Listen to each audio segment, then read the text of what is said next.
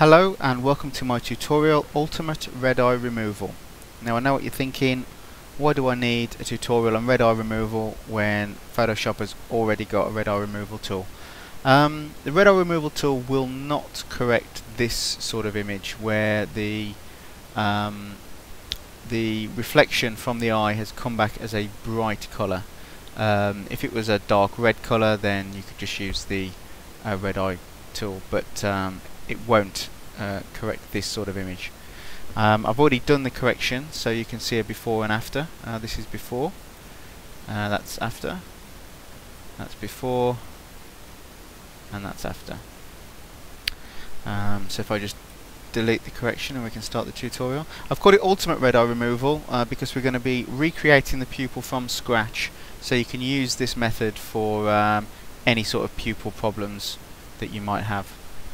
So the first thing we have to do is duplicate the background layer, so Control and J, and then we want a new blank layer. So if we click this little icon down the bottom right hand corner, we get create a new layer, and I'm going to rename that layer Pupils. We then zoom in on the eyes, and then using the elliptical marquee tool, I'm going to create a selection where the pupil is. Now you don't have to completely cover the existing pupil. We'll come to that in a minute. You just want something that looks about right and is central about the iris. If you make sure that the little add to selection is clicked up here, we can do both eyes in one go. I'm just holding down the shift to make it a circle because the guy's looking straight at me. Sorry, yeah, shift, yeah, and then I'm using space to, when I've got the sort of size that I want, I'm using space to move the selection around to get it where I want it to be. I think there should do it. Now we want to fill those selections in, so Shift F5 and then make sure that Use is set to black, mode is normal, opacity is 100%, and click OK. And then Control D deselects. Now we want to turn off the visibility of the pupils layer, select layer 1, and then using the clone stamp tool we want to copy the iris colour completely over the eye. So holding down the Alt, I select the bit I want to clone, move the mouse over, click and drag, and just start to colour over the existing pupil. You'll need to keep going back to get a fresh clone source. And there we go.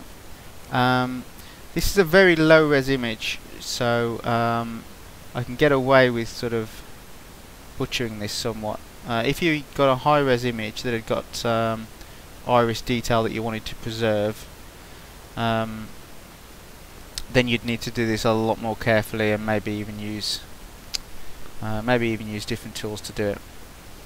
But I think that's going to be good enough for this tutorial. So now we can turn the pupils layer back on.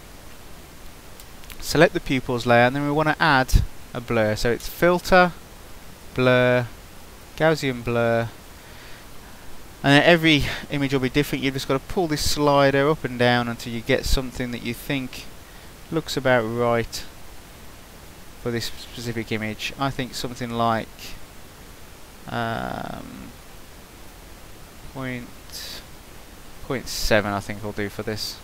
So click OK.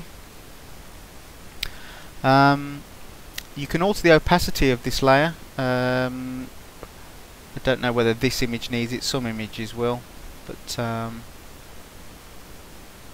I think we'll leave it at that for the time being. Now we want to add the catch lights from the flash, so we need another layer.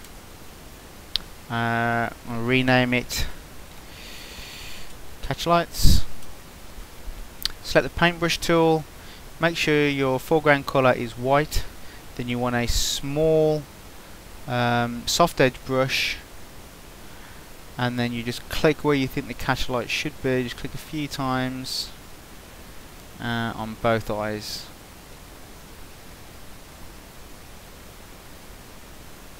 Turn the opacity of that layer down just so it just takes the edge off it.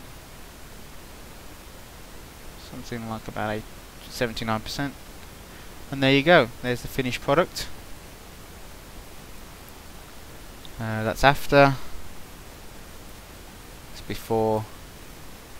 After.